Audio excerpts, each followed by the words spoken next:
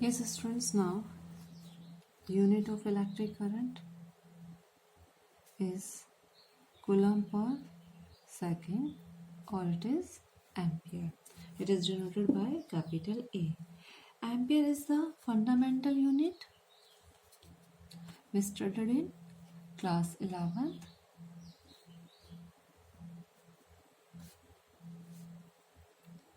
Or you can say it is practical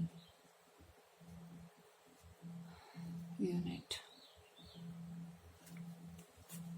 And this coulomb per second is derived unit. And it's clear, हम लोगों ने पढ़ा था कि current equals to what, charge divided by time. तो ampere, 1 ampere equals to 1 coulomb 1 second. इस फॉर्मूले को थोड़ा सा और समझते हैं स्टूडेंट्स. अगर मैं बोलूँ कि 1 सेकेंड में कितना करंट फ्लो हुआ, तो 1 सेकेंड में स्टूडेंट्स कितना करंट फ्लो हुआ होगा. 1 सेकेंड में हम इसकी जगह 1 पुट कर देंगे, इट विल बी Q. तो मैंने आप लोगों को स्टार्टिंग में बताया था, याद होगा हम लोगों ने जब इससे पहले वाला चैप्टर पढ़ रहे थे, अभी हम इससे पहले, तो उस टाइम पे मैंने बताया था कि करंट क्या है. चार्जेस का फ्लो ही करंट है, और चार्जेस का फ्लो पर यूनिट टाइम हम इस तरीके से लिख देते हैं. और अगर हम 1 सेकंड की बात करें तो करंट किसके इक्वल होगा, चार्ज के इक्वल होगा. तो स्टूडेंट्स, चार्जेस का फ्लो को ही हम करंट बोलते हैं, लेकिन हमारे लिए उसकी कैलकुलेशन इजी हो, सबके लिए एक तरीके से सब लोग कैलकुलेट करें, इसलिए हमने उसको किस फॉर्म में लिखा हुआ है, पर सेकेंड के फॉर्म में लिखा हुआ है. Students, let's define 1 ampere. 1 ampere क्या होगा, देखो यहाँ से हमारा formula I equals to Q upon T, I की यूनिट एम्पियर, और हम इसको 1 एम्पियर को कैसे लिख सकते हैं, 1 कूलम डिवाइडेड बाय 1 सेकेंड. तो 1 एम्पियर को अगर हमें डिफाइन करना हो तो कैसे डिफाइन करेंगे. 1 एम्पियर किसके इक्वल है, 1 कूलम चार्ज फ्लो हो और 1 सेकेंड के लिए फ्लो हो. कहाँ से फ्लो होगा, ये हमारा एक कंडक्टिंग मटेरियल है. हम हमेशा एक बात बोलते हैं कि कंडक्टिंग मटेरियल में चार्ज का फ्लो कैसा हो, उसके क्रॉस सेक्शनल एरिया के परपेंडिकुलर हो. क्रॉस सेक्शनल एरिया ये होता है स्टूडेंट्स, आप लोगों को पता होगा कि अगर हमारा ये पेन है, ये पेन का क्रॉस सेक्शनल एरिया क्या होगा, ये हमारा क्रॉस सेक्शनल एरिया होगा इस पेन का. तो ये हमारा कंडक्टर है, ये इसका एक क्रॉस सेक्शनल एरिया है स्टूडेंट्स. तो इस क्रॉस सेक्शनल एरिया से के परपेंडिकुलर करंट फ्लो होता है. क्यों क्रॉस सेक्शनल एरिया के थ्रू ही मानते हैं, क्रॉस सेक्शनल एरिया के परपेंडिकुलर ही मानते हैं, ये भी हम लोग अभी बाद में डिस्कस करेंगे, डिटेल में डिस्कस करेंगे. तो सबसे पहले हम लोग 1 एम्पियर को डिफाइन कर देते हैं कि 1 एम्पियर क्या होगा.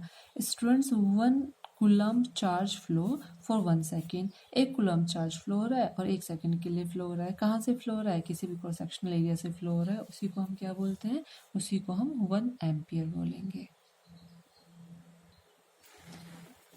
एक नोट देख लीजिए स्टूडेंट्स, 1 कूलम चार्ज कितने इलेक्ट्रॉन्स से होता होगा. हम 1 कूलम चार्ज की बात करें तो कई बार हम लोगों को कंफ्यूजन हो जाता है कि 1 कूलम चार्ज और 1 इलेक्ट्रॉन बिल्कुल अलग अलग चीज़ें हैं. तो हम यहाँ पर ये देखते हैं कि 1 कूलम चार्ज के लिए हमें कितने इलेक्ट्रॉन्स चाहिए. स्टूडेंट्स, फर्स्ट यूनिट में हम लोगों ने फॉर्मूला पढ़ा था, Q equals to N E. Q total charge, N number of electrons, और E चार्ज ऑफ 1 इलेक्ट्रॉन. तो हम लोगों को 1 कूलम चार्ज अगर चाहिए तो उसके लिए कितने इलेक्ट्रॉन्स चाहिए. तो हमने यहाँ पे पहले लिखा n, क्योंकि हमें तो फाइंड करना है ना कि कितने, मतलब n फाइंड करना है. And 1.6 into 10 to the power minus 19 क्या है students, 1.6 into 10 to the power minus 19 charge of 1 electron. तो n will be equal to 1 divided by 1.6 into 10 to the power minus 19, and it is equal to 6.25 into 10 to the power 18. तो 1 coulomb charge is due to 6.25 into 10 to the power 18 electrons. Students, एक रफली idea ले लेते हैं कि हम current को पढ़ तो रहे हैं, करंट हमारे डेली यूज़ में हम देख रहे हैं, हमारे घरों में बहुत यूज़ करते हैं हम करंट को, लेकिन जब घरों में करंट यूज़ करते हैं वो लगभग कितना करंट होता होगा. तो current in domestic appliances is approximately 1 ampere. तो जो हम घरों में यूज़ करते हैं हमारे नॉर्मल फ़ैन चलाने के लिए, फ्रिज चलाने के लिए, इट इज़ अप्रॉक्सीमेटली 1 एम्पियर. हमारे घरों में जो करंट आता है 1 एम्पियर से 5 एम्पियर तक की रेंज का होता है। Current carried by the lightning, जो हम लोग लाइटनिंग देखते हैं वो 10⁻⁴ एम्पियर। बारिश होती है तो उससे पहले देखते हैं ना लाइटनिंग, तो ये वाली लाइटनिंग की बात हो रही है। 10⁻⁴ एम्पियर के आसपास होता है, बहुत ज़्यादा उसमें करंट कैरी करता है। ज़्यादा चार्ज पार्टिकल्स होते हैं इसलिए ज़्यादा करंट हो जाता है ना। Current in are nerves, nerves में हमारे ब्रेन को जो मैसेज जाता है नर्व्स के थ्रू सिग्नल्स जाते हैं, उन सिग्नल्स की हम बात कर रहे हैं। इट इज़ 10⁻⁻⁶ एम्पियर, मतलब लगभग 1 माइक्रो एम्पियर के आसपास करंट हमारे अंदर भी होता है। स्टूडेंट्स एक बार फिर से डिस्कस करते हैं करंट के बारे में थोड़ा सा। करंट हमारा कंडक्टर की हम बात कर रहे हैं, कंडक्टर भी सॉलिड स्टेट की हम बात करेंगे इस यूनिट में। केवल हमारा कंडक्टिंग मटेरियल कंडक्टर जो हम लेंगे वो सॉलिड स्टेट में लेंगे, वायर्स की फॉर्म में। जो कॉपर वायर हम लोग देखते हैं अपने घरों में, उस कॉपर वायर की हम बात कर रहे हैं। इस कॉपर वायर में कैसे करंट फ्लो होता है, अब हम उसका थोड़ा सा मैकेनिज्म को स्टडी कर लेते हैं। देखो स्टूडेंट्स, मैंने आप लोगों को बताया था कि एटम है, ठीक है। एटम की आउटर मोस्ट सेल में इलेक्ट्रॉन होगा।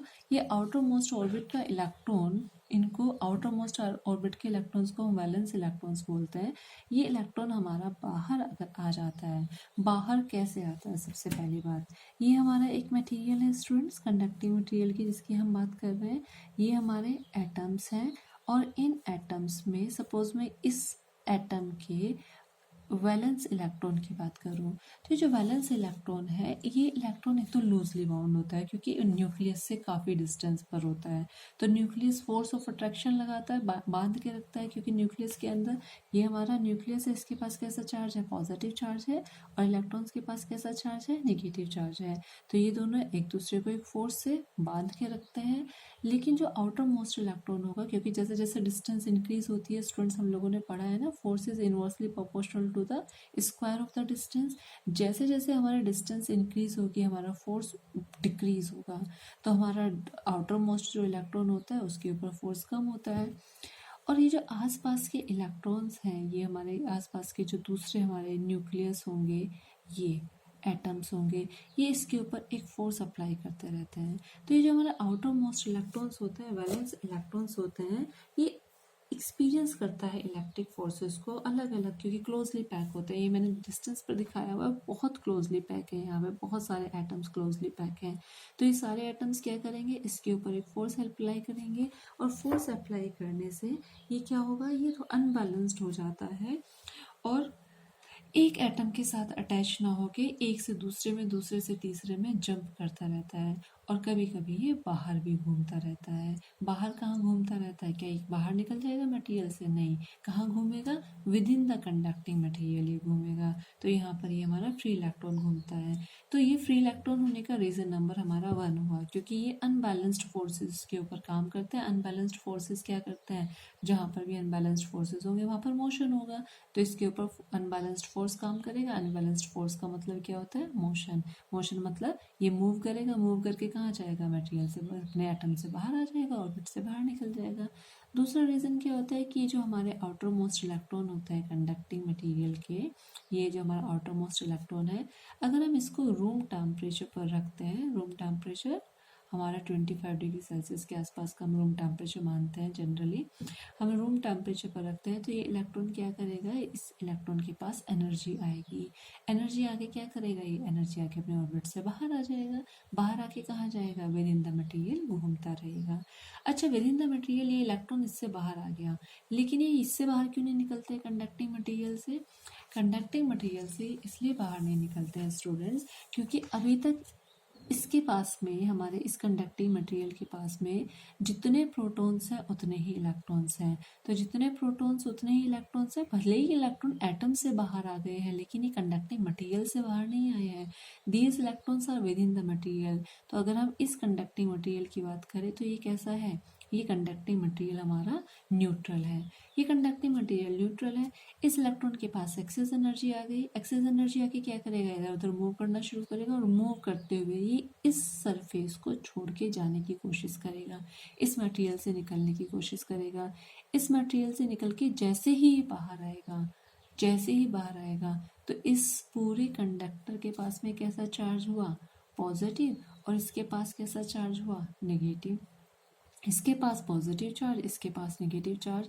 जब ये बहुत छोटी सी डिस्टेंस पर होता है, जिस टाइम ये सरफेस को छोड़ रहा होता है, बिल्कुल सरफेस से बाहर निकल रहा होता है, उस टाइम पर डिस्टेंस बहुत कम होती है। और डिस्टेंस कम होने से फोर्स कैसा होगा, बहुत ज़्यादा फोर्स होगा। डिस्टेंस बहुत कम, फोर्स बहुत ज़्यादा, तो ये क्या करता है, मटीरियल इसको वापस खींच लेता है। इसको वापस मटेरियल खींच के कहाँ लेके आ जाता है, विद इन द मटेरियल। इसलिए कई बार हम लोगों को लगता है कि इलेक्ट्रॉन फ्री है, ये मटेरियल से बाहर क्यों नहीं आ जाते।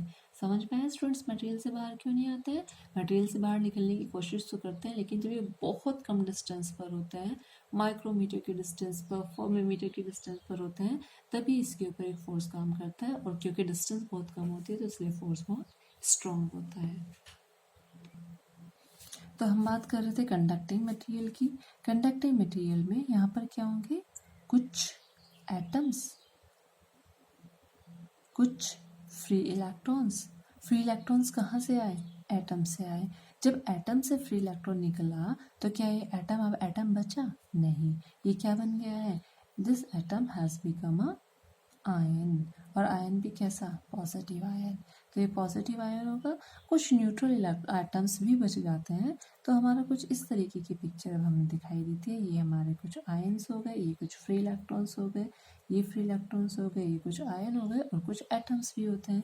तो इस तरीके का हमारा कंडक्टिंग मटेरियल होता है एट रूम टेम्परेचर। अब एट रूम टेम्परेचर ये जो हमारे इलेक्ट्रॉन्स हैं, ये इलेक्ट्रॉन्स फ्री हैं मूव होने के लिए।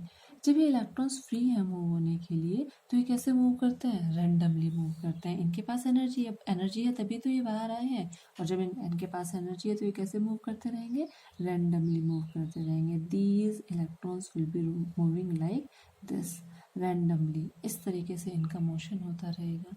इस तरीके से जो हमारा रैंडम मोशन है, ये हमारे लिए कोई यूज़फुल नहीं है।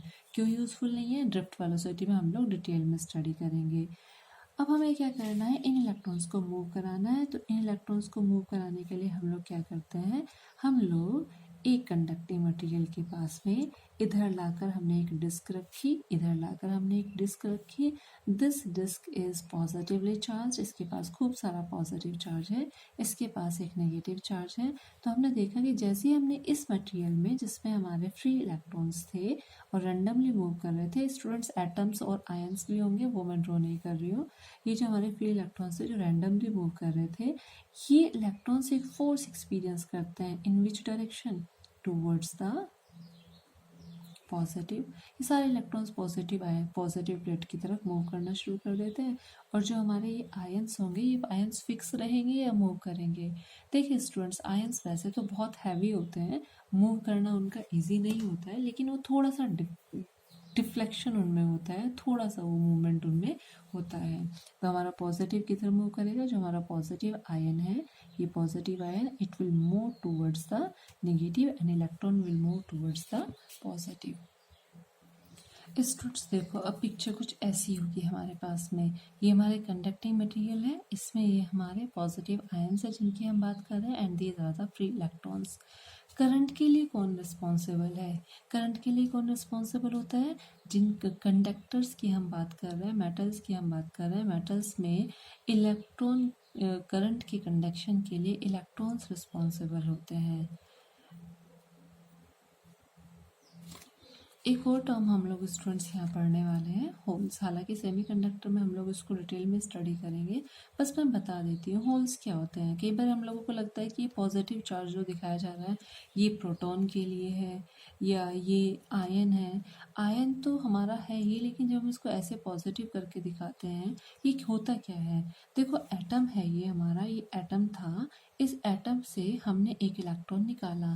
तो जैसे हम इलेक्ट्रॉन निकालेंगे, यहाँ पर हमारा एक इलेक्ट्रॉन है, इसकी सीट थी, जैसे हमने ये इलेक्ट्रॉन निकाला तो इसकी जो सीट हो गई ये फ्री हो गई, यहाँ पे एक वैकेंसी है, ये खाली जगह है। उसी तरीके से जैसे कि हमारी क्लास में अगर सपोज 20 स्टूडेंट्स हैं और 20 चेयर्स हैं और एक स्टूडेंट क्लास से बाहर चला जाए तो एक चेयर फ्री हो जाएगी, तो वो जो फ्री चेयर है उसी को हम वहाँ पर फ्री चेयर बोल रहे हैं, और उस फ्री स्पेस को हम यहाँ पे बोलते हैं होल्स। होल्स क्या होते हैं? फ्री स्पेस होता है। जब कोई इलेक्ट्रॉन अपने एटम को छोड़ के चला जाता है तो उस एटम पे जो हमारा फ्री स्पेस बचता है, उस इलेक्ट्रॉन की जगह को हम उस वैकेंट स्पेस को हम बोलते हैं होल्स। तो ये हमारे होल्स हमने यहाँ पे ड्रॉ किए हुए, and these are the electrons. Who is responsible for the conduction of current? For the conduction of current, actually electrons and holes both are responsible. ये हम पर डिपेंड करता है कि हम किसकी फॉर्म में बात करना चाहते हैं। जनरली हम इलेक्ट्रॉन्स की फॉर्म में बात करते हैं, बट बोथ आर रिस्पॉन्सिबल। अच्छा, तो करंट किस डायरेक्शन में फ्लो होगा? इलेक्ट्रॉन्स किस डायरेक्शन में मूव करेंगे? हमने बता दिया कि अगर हमने इधर पॉजिटिव चार्ज दिया और इधर नेगेटिव चार्ज दिया तो बार बार ये डिस्क प्लेट लेके आना हमारे लिए पॉसिबल नहीं है। तो हम क्या करते हैं, हम इसको एक बैटरी से कनेक्ट कर देते हैं। ये हमने एक बैटरी ली और एक बैटरी से कनेक्ट कर दिया। बैटरी के दो टर्मिनल्स होंगे, one is positive and other is negative. तो इलेक्ट्रॉन्स किधर मूव करेंगे? Electrons will move towards the positive. ये इलेक्ट्रॉन्स के मोशन की डायरेक्शन होगी, क्योंकि इधर पॉजिटिव है और इधर नेगेटिव है। होल्स किधर मूव करेंगे? ये जो हमने होल्स का साइन बनाया ये इधर मूव करेगा। स्टूडेंट्स, एक और बात, यहाँ पे एक इलेक्ट्रिक फील्ड भी अपने आप से डेवलप हो जाएगा क्या? इधर पॉजिटिव इधर नेगेटिव, ये बैटरी की वजह से एक इलेक्ट्रिक फील्ड होगा। इलेक्ट्रिक फील्ड की डायरेक्शन किधर होती है? Direction of electric field is always positive to negative. तो this is the direction of electric field. Clear students? तो ये इलेक्ट्रिक फील्ड हुआ, ये इलेक्ट्रॉन्स इस डायरेक्शन में मूव करेंगे, और जिस डायरेक्शन में हमारे होल्स मूव करते हैं, ये होल्स जो मूव करते हैं जिस डायरेक्शन में, वही डायरेक्शन होती है करंट की। या हम कह सकते हैं जिस डायरेक्शन में इलेक्ट्रॉन्स मूव करते हैं उसकी अपोजिट डायरेक्शन होती है करंट की। या हम कह सकते हैं कि जिस डायरेक्शन में हमारा इलेक्ट्रिक फील्ड होता है वही डायरेक्शन होती है करंट की। Clear students? करंट की डायरेक्शन या तो हम बोल सकते हैं पॉजिटिव जो हमारे होल्स होते हैं उनके अलोंग होती है, या हम बोल सकते हैं इलेक्ट्रिक फील्ड के अलोंग होती है, या हम बोल सकते हैं इलेक्ट्रॉन्स के मोशन के अपोजिट होती है। क्या हर एक मटेरियल में इलेक्ट्रॉन्स और होल्स ही होते हैं क्या? नहीं, अलग अलग मटेरियल्स में अलग अलग टाइप के चार्ज पार्टिकल्स होते हैं जो इस रोल को प्ले करते हैं, लेकिन चार्ज पार्टिकल्स ही इलेक्ट्रिक करंट के लिए रिस्पॉन्सिबल होते हैं। Yes students, direction of current की हमने बात की थी। तो direction of flow of current is, अगर हम पॉजिटिव आयंस की फॉर्म में बात करें या हम होल्स की फॉर्म में बात करें, तो direction of flow of positive ion, जिस डायरेक्शन में करंट होगा, जिस डायरेक्शन में फ्लो ऑफ पॉजिटिव आयंस होगा उसी डायरेक्शन में करंट होगा। या हम कह सकते हैं कि जिस डायरेक्शन में इलेक्ट्रॉन्स मूव कर रहे हैं उसकी अपोजिट डायरेक्शन में होगा, या हम कह सकते हैं जिस डायरेक्शन में इलेक्ट्रिक फील्ड होगा उसी डायरेक्शन में होगा। Clear students?